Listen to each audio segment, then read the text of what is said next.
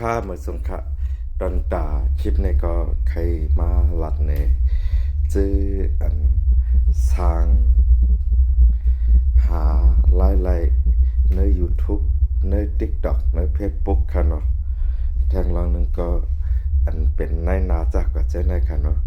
อันดังสุดได้เคล็ดลับอันหนึ่งอันที่เป็นลัดเนและสังย่อก็อันพี่น้องคำฮู้และสังนะคะที่มาลัดเนค่ะเนาะเหมือนจังค่าในค่าใจ Facebook YouTube มาตั้งแต่ค่าใจมานะครับว่าเดมีหมอก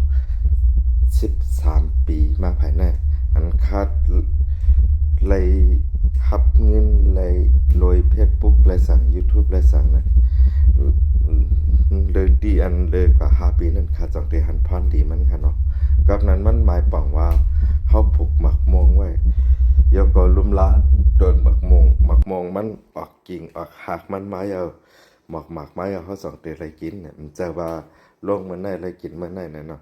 น่าจะคาดีคาลงกว่าใน Facebook YouTube อำว่าเอาปุ่มอันและอันมาใครอำว่าได้มาวิเคราะห์ทัศนการเมืองเนี่ยคามีขอยังอ่านขอเลยไว้ครับใครหาเสียงไตลิกไตวิดีโอไตเนี่ยเป็นเพในโซเชียลมีเดียให้เป็นตอนตัดไตเนี่ยคามียังอ่านซะนะส่วนเงินนั้นใครไล่ไล่ก็ขย่านั่นเนาะข้าเอาด้วยเงาลายให้ลงปันเหมือนอ่างมึกข้า ไปเปิดหลังนั้นข้าเด็กกว่าเอาวางความอันเป็นความไทยนั้นลายลาดอันมีพรหลีมันนั่นอันมีน้ำลึกอันคึกนั่นข้าเดมาเปลี่ยนเป็นภายใต้ให้ลงกว่าเพราะข้ามาเปลี่ยนภายใต้ให้ลงกว่านะกำนำข้าเดไปใส่ซื้อข้าให้เป็นต่างก็นั่นแหละเอากว่าลงเพราะว่ามาทัดด้วยน่ะมีก้นเอากว่าลงเลยต่อพอถึงบางอันนะมันจ้างเขาก็เอากว่าลงต่อพอถึงก้นแต้มข่าวเขาจะไหนก็เอากว่าลงย้อนเปิดว่าขากัดปิ่นมาภายไทยนั้นมาเป็นภายใต้ลงเนาะลงนำเอาน่ะเพราะเหมือนนั้นเจ้าเก่าที่ฮู้ว่าเจ้าเก่าก็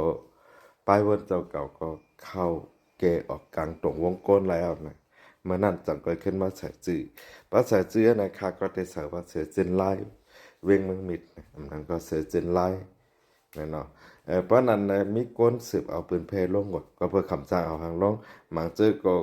เขาได้ลืมหืมนั้นก็เข้าปันเครดิตเจ้าไปกำหือนั่นเนาะเข้าปัน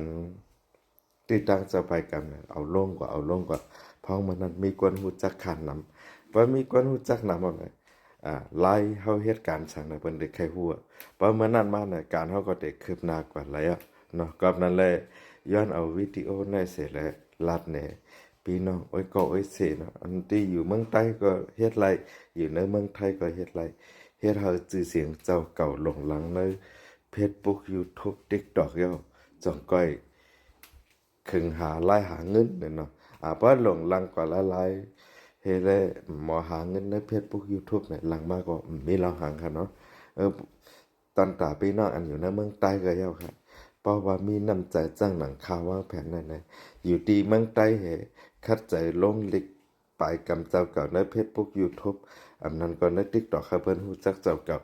เพิ่นฮู้จักเจ้าเก่านะมาเมืองไทยปุ่งแตกเจ้าเก่าก็เคยอยู่กงมณีเฮ็ดว่าเด้อนะกับสืบหาข่าวมาเลยเพราะว่า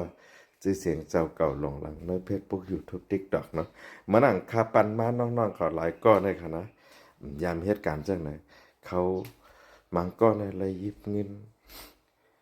ครึ่งล้านเอาค่ะนะครึ่งล้านหลายๆก็พี่น้องเขาก็ได้หันอยู่กับนั่นแหละแทงรองนึงก็มันจังคานั่นแหละเสือจินไลเนี่ยแข็งกว่าด้วยค่ะใน Facebook YouTube TikTok เนาะ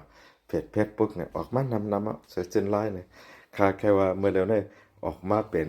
60ลงจำ6ปากแล้วเนาะเพราะว่าแข็งกว่าใน Facebook ก็ยา YouTube ก็ยา TikTok ก็ยาเสือจินไลเนี่ยวิดีโออันคาลงไว้นั้นคายุ่มยามา6ปากลงแล้วก็มังจื้อเอาคากว่าลงซึ่งนั้นก็มีดังนำเนาะก็เป็นนั่นแหละไล่หาเงินใน Facebook YouTube TikTok อันคาใครมาลัดเนี่ยแต่ก็หาพี่น้องเขาจื้อไปหลงหลังนั้นคัดใจเฮ็ดด้วยเนี่ยค่ะเนาะเอาค่าเหมือนทรงค่ะปังใจเนี่ยต้องทำมาอะไรค่ะนะบ๊ายบาย